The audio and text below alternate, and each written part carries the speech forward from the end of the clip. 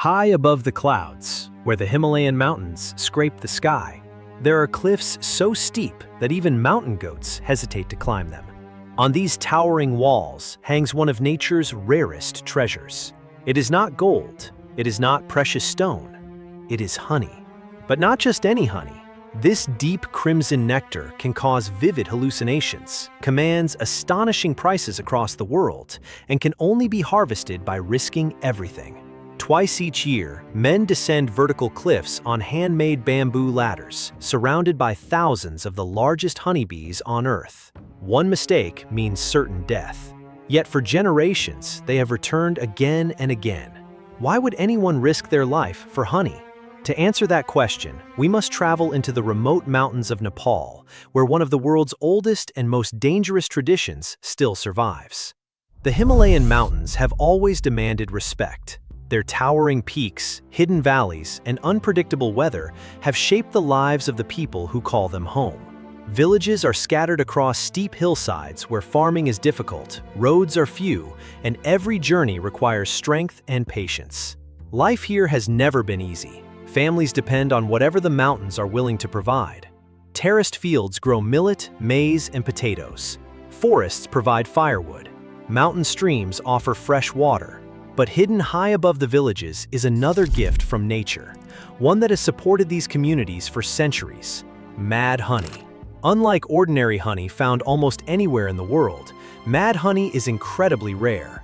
Its unusual color, bitter taste, and powerful chemical properties have fascinated people for thousands of years. Just a small amount can produce warmth throughout the body. A slightly larger amount may cause dizziness. More can trigger vivid hallucinations, altered perception, and an unusual sense of calm that can last for hours. This remarkable effect comes from a natural compound known as granotoxin. It is not added by people. It comes directly from the flowers themselves. Every spring, high-altitude rhododendron forests burst into brilliant shades of red, pink, and purple. These beautiful flowers contain granotoxins in their nectar. Most bees avoid gathering enough of this nectar to make any noticeable difference.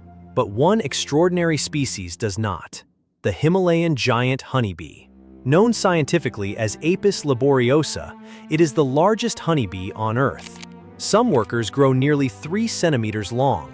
Their wings stretch wider than those of ordinary honeybees, and their colonies are unlike anything most people have ever seen. Instead of nesting inside hollow trees, these bees build enormous single combs suspended beneath overhanging cliffs.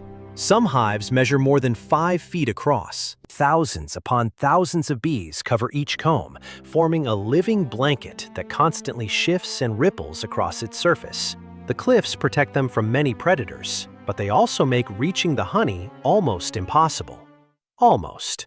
For generations, the Gurung people of central Nepal have refused to accept the impossible. Long before tourists arrived, long before roads reached these mountains, long before cameras documented their traditions, the Gurung had already mastered one of the world's most dangerous forms of harvesting. They learned where the bees preferred to build. They studied the flowering seasons. They understood the weather. Most importantly, they discovered how to reach hives hanging hundreds of feet above the valley floor. Their methods have changed very little over hundreds of years, not because they resist change, but because few modern tools work any better. Steel ladders are too heavy to carry through the mountains. Machinery cannot reach the cliffs. Helicopters are far too expensive. In the end, bamboo remains the perfect material: light, flexible, strong. Every harvesting season begins long before anyone approaches a cliff. Entire villages become involved in the preparation. Fresh bamboo is carefully selected from nearby forests. Each pole must be straight. Each joint must be strong. Thin strips of bamboo are woven together by hand, creating ladders that may stretch well over 100 feet in length. Every knot matters. Every connection is checked repeatedly. Because once a hunter steps onto that ladder, his life depends entirely upon the work completed in the village below. There are no safety harnesses, no backup ropes, no rescue helicopters waiting nearby. Only skill, preparation, and trust. Older hunters carefully inspect every ladder before giving approval. Many of these men have spent decades harvesting honey. Their bodies carry countless scars, bee stings, cuts, broken bones, stories written into their skin. Some remember following their fathers on these expeditions as young boys. Others learned from grandfathers who themselves inherited the knowledge from generations before them. For the Gurung people, honey hunting is not simply work, it is heritage.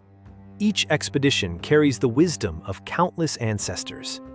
Many hunters believe the mountains deserve respect before anyone attempts the climb. Local traditions often include prayers and offerings asking the spirits of the cliffs for protection. Whether one believes these traditions literally or symbolically, they remind every participant of one important truth. Nature always deserves humility. Confidence can keep a hunter focused. Overconfidence can get him killed. As preparations continue, another important task begins: selecting the hunting team. Not everyone is allowed to descend the cliffs. Strength alone is not enough. Neither is courage. Experience matters above everything else. The lead hunter must judge wind direction, bee behavior, smoke movement, rock stability, and the condition of every ladder. One poor decision can endanger the entire expedition. That responsibility cannot be taken lightly. Meanwhile, younger members of the village prepare the equipment: long bamboo poles, strong woven baskets, coils of rope, bundles of dry leaves. Simple tools, yet every one serves an essential purpose. Nothing unnecessary is carried. The journey itself is already demanding enough. When everything is finally ready, the hunters begin walking. The trails leading toward the cliffs are narrow and unforgiving. They wind through dense forests, across rocky slopes, over rivers fed by melting snow. Some sections barely seem wide enough for one person, yet each hunter carries heavy equipment on his back.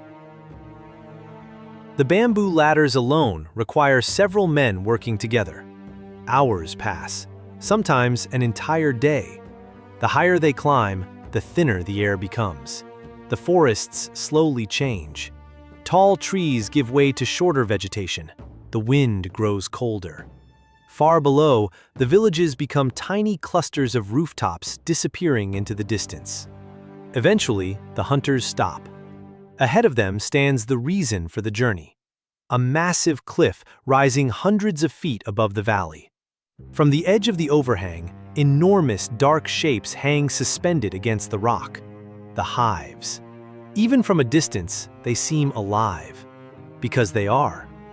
Thousands of giant honeybees continuously move across each comb, creating shimmering waves that travel from one side to the other. This synchronized movement is one of their first lines of defense. When disturbed, the colony begins rippling together. The shifting motion confuses predators and warns them to stay away. It is remarkably effective. But for the honey hunters, this is only the beginning. Before anyone climbs down the ladder, the entire operation must be carefully organized. One group remains above the cliff. Their job is to secure the ladders and control the ropes. Every movement must be smooth and steady. A sudden jerk could throw a hunter off balance. A second group climbs down to the base of the cliff. They gather dry branches and leaves. Soon, smoke will become their greatest ally. The final group includes the experienced climbers. These are the men who will actually descend toward the hives. As they prepare, conversation becomes quieter. No one needs reminding of the danger. Everyone already understands it. The hunters wrap simple cloth around their heads and faces. Compared to modern protective suits, their clothing seems unbelievably basic. Their hands remain exposed. Their legs are uncovered. Much of their bodies will receive little protection once the bees begin attacking. Why not wear thicker clothing? Because heavy equipment limits movement, and on a bamboo ladder hanging hundreds of feet above the ground, balance is everything. A hunter would rather endure painful stings than lose the ability to move freely. One by one, ropes are checked, knots tightened, baskets attached. The ladders are carefully lowered over the cliff's edge. They sway gently in the mountain wind. Below them, nothing. Only empty space. Far beneath lies a rocky valley where even a small mistake would almost certainly prove fatal. The lead hunter steps toward the ladder. He pauses for just a moment, not because he is afraid, but because every experienced hunter knows that fear deserves acknowledgement. Ignoring danger is foolish. Respecting it keeps you alive. He grips the bamboo tightly, places one foot onto the first rung, then another. Slowly, he begins descending toward thousands of giant bees protecting one of the rarest treasures on Earth. But reaching the hive is only half the battle. Because in the next few moments, the bees will realize they are under attack. And when tens of thousands of Himalayan giant honeybees decide to defend their home, the mountain itself seems to come alive. If you're enjoying this incredible journey so far, I'd love to know your thoughts. Could you ever imagine climbing down a bamboo ladder hundreds of feet above the ground for a chance to harvest honey? Let me know in the comments. The hunter's feet are now hanging hundreds of feet above the valley floor. The bamboo ladder sways gently against the face of the cliff, creaking with every movement. Above him, his fellow hunters grip the ropes tightly. Below him, jagged rocks wait in complete silence. There is no safety net, no climbing harness, no second chance. Only years of experience and complete trust in the ladder beneath his feet. As he slowly descends, the sound begins to change. At first, there is only the mountain wind brushing against the cliff. Then comes a faint humming. Step by step, the humming grows louder. Soon, it becomes impossible to ignore. Thousands of wings are beating together. The air itself seems to vibrate. The Himalayan giant honeybees have noticed something unusual. Their enormous hive hangs beneath a rocky overhang, protected from rain, snow, and most predators. For months, they have worked tirelessly. Every worker bee has flown countless journeys between the rhododendron forests and the hive. Each trip gathered only tiny droplets of nectar. One bee alone could never produce enough honey to fill even a teaspoon during its lifetime. Only through the combined effort of tens of thousands of bees has this magnificent hive become possible. Now, strangers have arrived, and the colony is preparing to defend everything it has built. The lead hunter stops a few meters from the hive. This is still too dangerous to begin harvesting. The bees remain fully alert. Many have already left the surface of the comb and are circling through the air. The hunters above the cliff know exactly what comes next. Without wasting a moment, they begin lowering bundles of burning leaves tied securely to ropes. The smoke rises slowly toward the hive. This smoke is not meant to harm the bees. Instead, it interrupts their communication. Honeybees rely heavily on chemical signals called pheromones. When danger appears, guard bees release alarm pheromones that quickly spread throughout the colony. Within seconds, thousands of workers can organize a coordinated defense. Smoke disrupts this remarkable communication system. The warning signals become weaker. The bees become confused. Many retreat deeper into the hive, while others leave the comb entirely. The hunters have learned this lesson through generations of careful observation. They understand that fighting the bees is impossible. Working with their natural behavior is far safer. The smoke slowly thickens. Some bees begin lifting away from the comb in swirling clouds. Others remain clinging tightly together. Their bodies ripple across the hive like waves moving through water. Scientists call this shimmering behavior. Thousands of bees raise and lower their abdomens in perfect coordination. The movement creates the illusion of one giant living creature instead of countless individual insects. To birds and other predators, it can be deeply intimidating. Even experienced honey hunters pause to watch. The hive appears alive in an entirely different way. The smoke continues rising. Minute by minute, the colony grows slightly calmer. The lead hunter looks upward. One short signal. The team above understands immediately. It is time. A large, woven basket begins descending beside him. Carefully controlled by ropes from above, it swings until it reaches his position. Another hunter now climbs down a second ladder nearby. Every movement between them has been practiced many times. No words are needed. One hunter will cut, the other will collect. Together, they must work with perfect timing.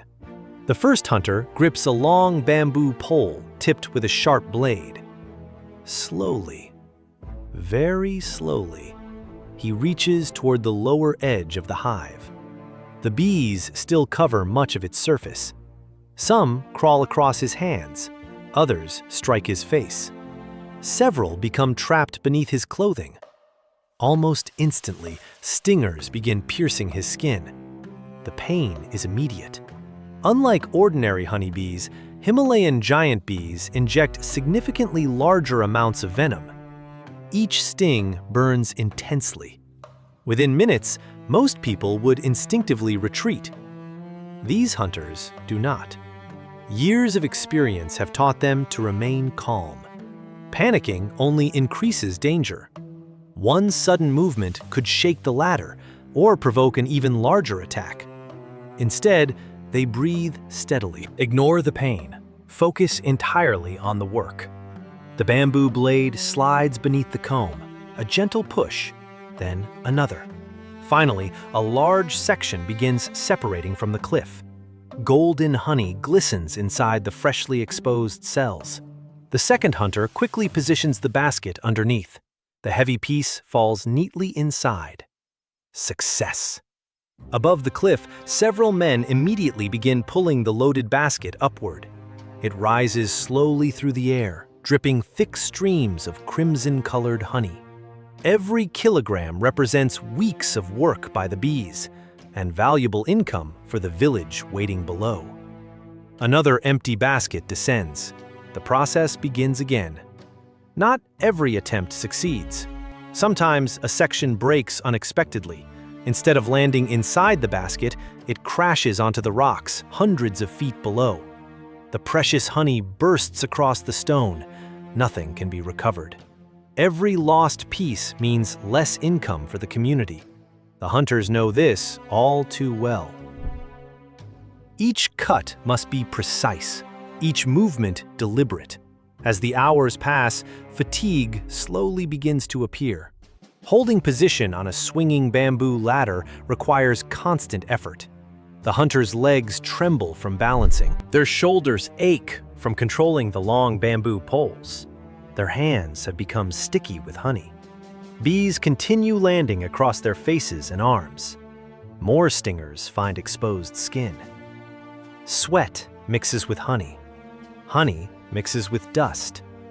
Still, they continue. One hive after another, basket after basket. What makes this tradition especially remarkable is not simply its danger, it is its restraint.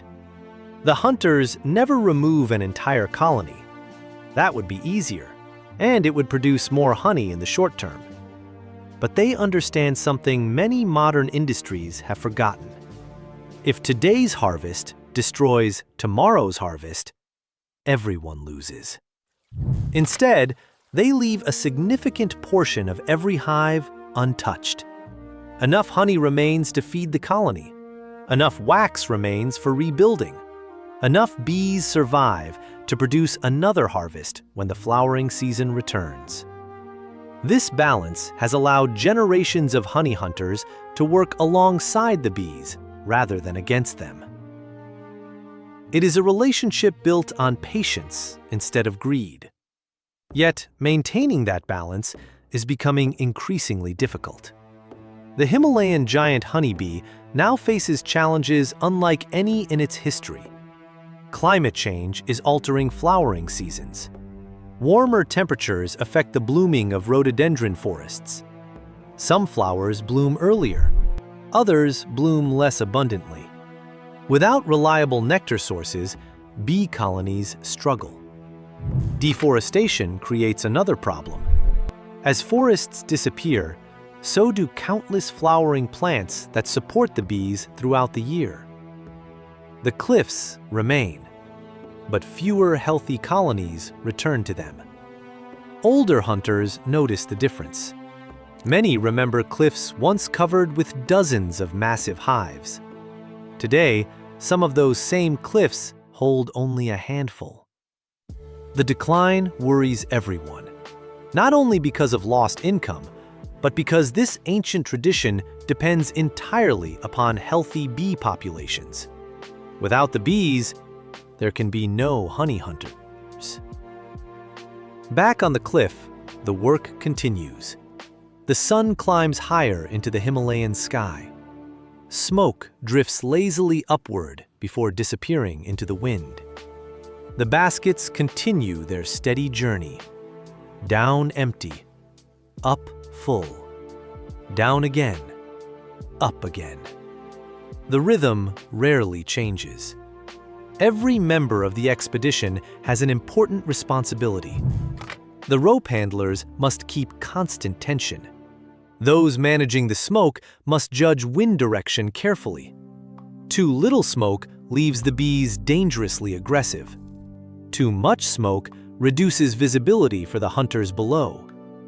Even those waiting with empty baskets play an essential role. No one stands idle. Success depends entirely upon teamwork. Eventually, the lead hunter looks across the remaining comb. Very little harvestable honey remains. The colony has been partially collected. Enough has been left for rebuilding. The expedition has achieved its goal. There is no reason to take unnecessary risks. One final basket rises toward the cliff top. The hunters slowly begin climbing back upward, step by careful step. Their bodies move more slowly now. Hours of work have drained their strength. Fresh bee stings cover their arms. Some stingers remain embedded in their faces. Others are hidden beneath clothing. The pain will continue long after today's work ends. Finally, the first hunter reaches the top. Strong hands immediately pull him onto solid ground. One after another, the others follow. Only when the last ladder has been recovered do the hunters allow themselves to relax. The most dangerous part of the expedition is over. Everyone has survived. That alone is reason for gratitude. But another important task still remains. The honey itself must be separated from the comb, and only then will the hunters discover whether today's dangerous climb has produced enough to support their families until the next harvest season. Before we continue to the final chapter, I'd love to hear your thoughts. Do you think traditions like Himalayan cliff honey hunting should be preserved, even as the modern world changes around them? Share your opinion in the comments. The hardest part of the hunt is finally over. The bamboo ladders have been pulled back onto the cliff. The ropes are coiled once again. The smoke slowly disappears into the mountain wind. For the first time in hours, the hunters can breathe without the constant roar of thousands of angry bees surrounding them. Their bodies are exhausted. Every muscle aches. Their hands are sticky with honey. Their clothes are stained with wax. Across their arms, shoulders, necks, and faces are dozens of fresh bee stings. Some hunters quietly pull tiny black stingers from their skin one by one. Others simply leave them for later. After so many years of hunting, the pain has become almost familiar. It is not something they enjoy. It is simply part of the job. The older hunters often smile when the younger men complain. They remember their own first expedition. Back then, every sting felt unbearable. Now, they barely react. Experience has not removed the danger. It has simply taught them how to endure it. The heavy baskets filled with pieces of honeycomb are carried away from the cliff and gathered beneath the shade of nearby trees. Only now does everyone truly see the reward for risking their lives. The combs glow deep amber in the afternoon sunlight. Fresh honey slowly drips onto the rocks below. Its color is unlike the pale golden honey found in supermarkets. Mad honey often carries a reddish or dark amber tint, reflecting the flowers from which it came.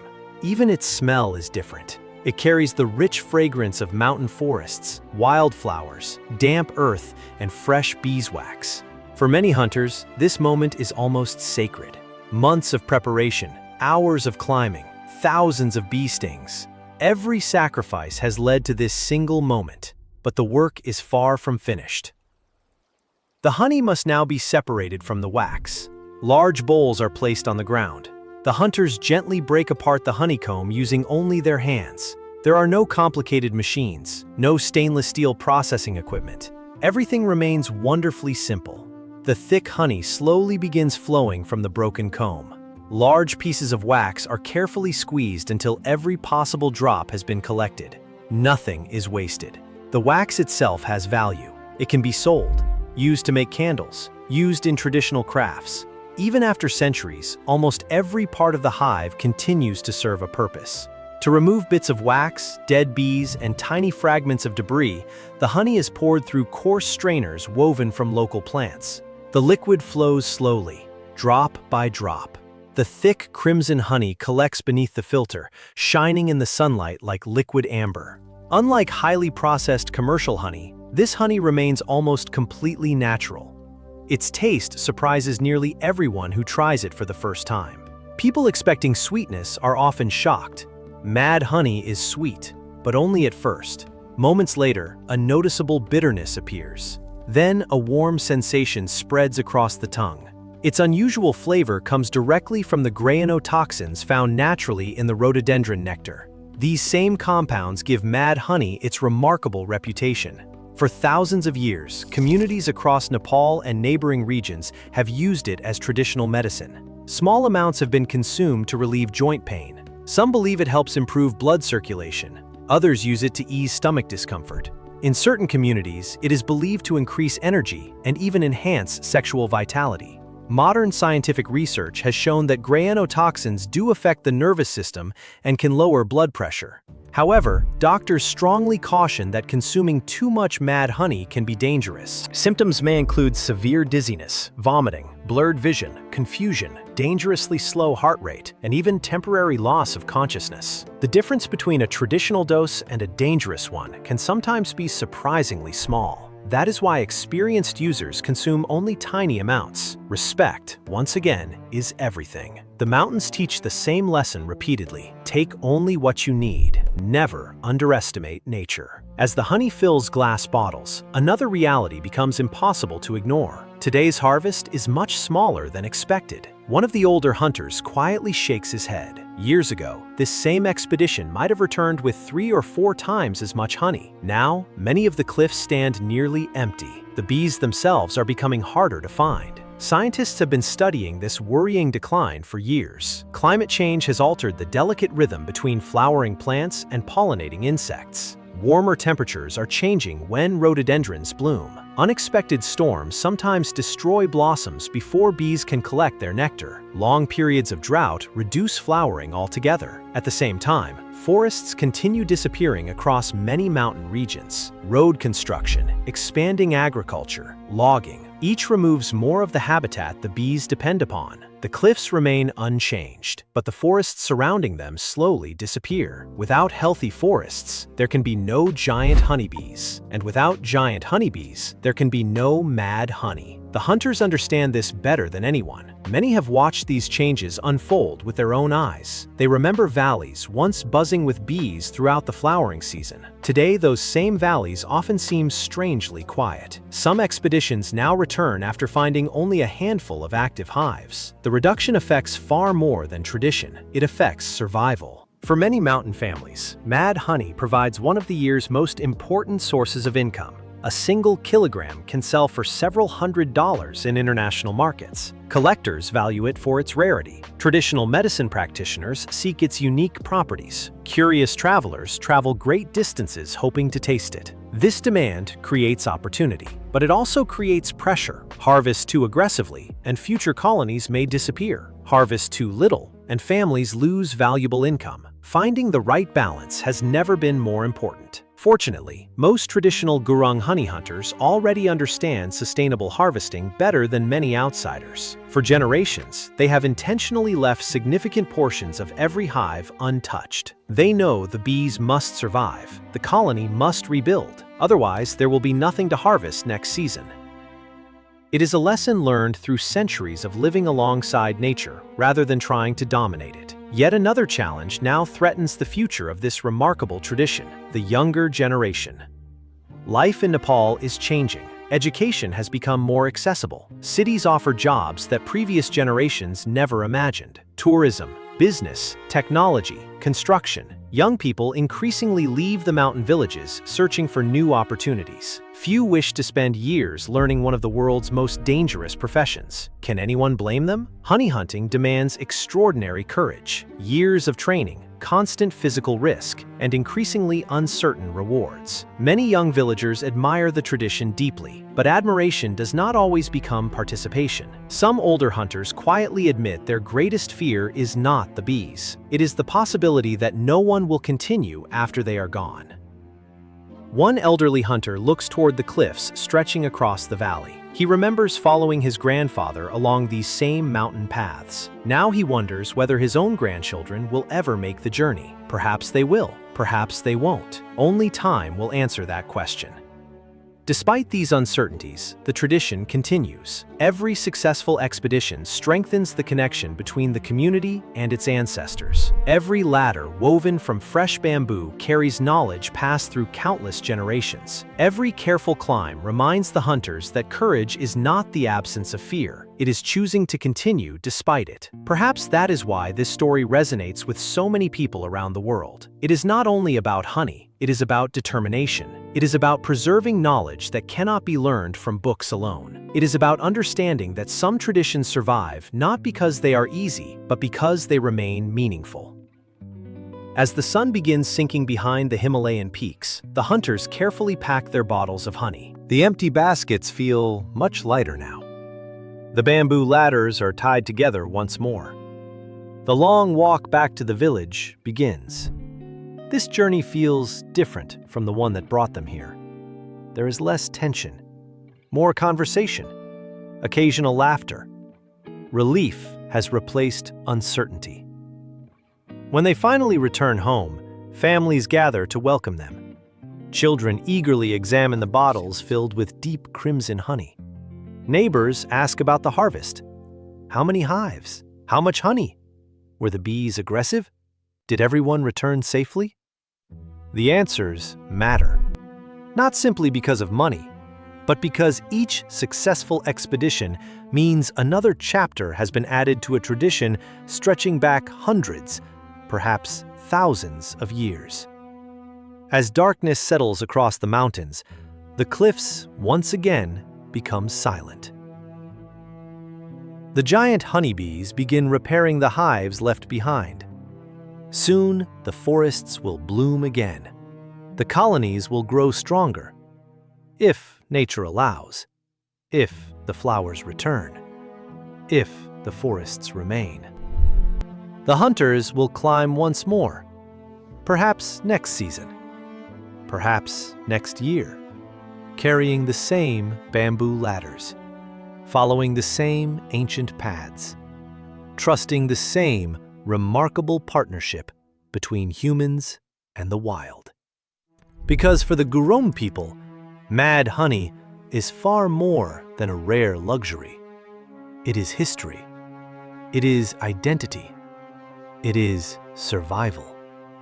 It is proof that courage sometimes hangs from a bamboo ladder hundreds of feet above the earth. And as long as these mountains echo with the buzzing of Himalayan giant honeybees, there is hope that this extraordinary tradition will continue. But its future now depends not only on the courage of the hunters. It depends on protecting the forests, preserving the bees, and ensuring that future generations still have a reason to answer the mountain's call.